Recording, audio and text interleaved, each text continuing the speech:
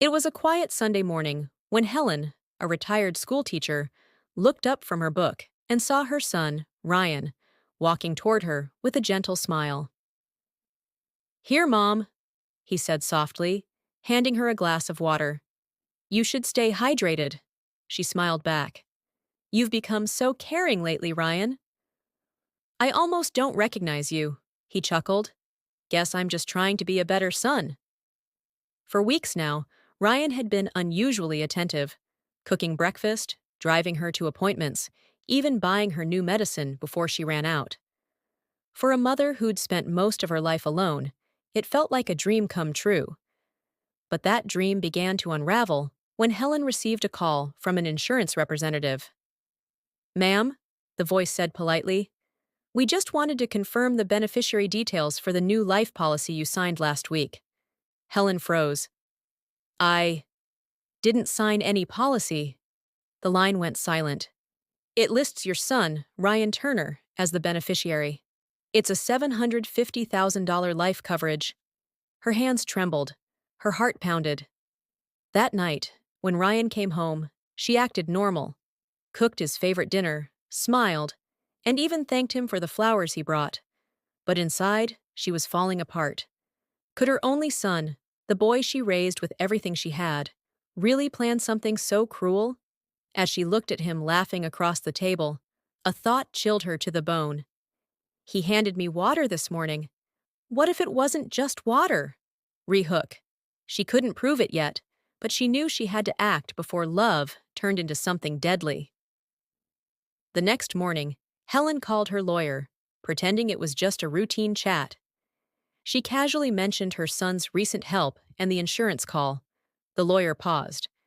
"Helen, don't panic, but bring me any documents he's had you sign lately." When she searched Ryan's desk that afternoon, she found an envelope labeled "Confidential, Turner Life Insurance." Inside were forged documents, her fake signature, Ryan's name, and a date that matched the day he'd taken her to the bank for her pension form. Tears blurred her eyes. The betrayal was real. That night, Ryan came into her room again. "Mom, you look pale. Are you feeling okay?" He held out a cup of tea. His tone was calm. Too calm. Her pulse quickened. "I'm fine, Ryan. I'll drink it later." When he left the room, she poured it into the sink and stared at the cup. There was a faint smell, metallic, unfamiliar. Her hands shook as she whispered, "What are you doing to me, Ryan?" Rehook.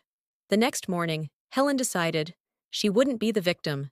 She'd make him believe the plan was working, until she turned the tables herself. Helen spent the next few days acting weaker than usual. She pretended to cough more, sleep longer, and eat less. Ryan grew visibly impatient. "Mom, maybe you should rest." "I'll take care of everything." He made her vitamin drinks every morning. She accepted them, then secretly poured them out and saved samples in small bottles. When she finally visited her lawyer again, she handed him the bottles and documents. "I think my son is trying to kill me," she whispered. The lawyer immediately contacted the police. They set up surveillance in the house. Hidden cameras, microphones, everything. A week later, Ryan was caught on video tampering with his mother's drink. He'd been slowly mixing sedatives to make her appear ill before the accident he was planning. The police arrested him quietly that night. When he realized his mother had set him up, his face twisted in shock. You knew?" Helen's voice was steady, cold, but broken. "I taught you to be honest, Ryan. Not a monster." Rehook. But even as justice was served, Helen couldn't escape one truth. She had lost her son long before that night. Months later, Helen sat alone in her garden, sunlight flickering across her face. Neighbors often visited her, bringing flowers and asking if she'd recovered from the incident. She always smiled politely and said, "I'm fine." But deep down, she knew she'd never truly be fine. Ryan was sentenced to years in prison.